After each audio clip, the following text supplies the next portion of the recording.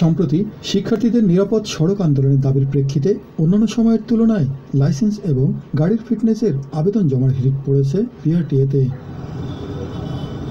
তাই তো সকাল থেকেই দেখা গেছে লম্বা লাইনে দাঁড়িয়ে আছেন সেবা প্রত্যাশীরা। কেউ বা গাড়ির ফিটনেস করাতে, কেউ বা ড্রাইভিং লাইসেন্স ছাড়াও ডিজিটাল নাম্বার প্লেট এবং ডিজিটাল রেজিস্ট্রেশনের সনদ পেতে ভিড় করেছেন অফিস প্রাঙ্গণে। সকাল থেকে এখানে লাইনে দাঁড়িয়ে আছি, লাইসেন্স নবায়নের জন্য আসছি আর কি। কাজের জন্য আসছেন? ওটা ফিটনেস আর ইন্স্যুরেন্স ইয়ার লেগে। কর্তৃপক্ষ বলছেন, সড়কের শৃঙ্খলা ফিরিয়ে আনার লক্ষ্যে গ্রাহকের বাড়তি চাপ সামাল দিতে শনিবার থেকে বৃহস্পতিবার পর্যন্ত 6 কর্মদিবসে অতিরিক্ত সময় কাজ করছেন তারা।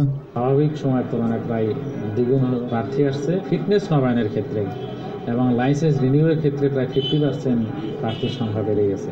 তো এই পরিস্থিতিতে আমাদের মাননীয় মন্ত্রী মহোদয়ের নির্দেশনা মোতাবেক আমরা গতকাল থেকেই সপ্তাহে শুধুমাত্র শুক্রবার ব্যতীত অন্যান্য সকল দিন সকাল 9টা থেকে রাত 9টা পর্যন্ত আমাদের অফিস খোলা থাকে। পরবর্তী নির্দেশ না দেওয়া পর্যন্ত এটা চলবে।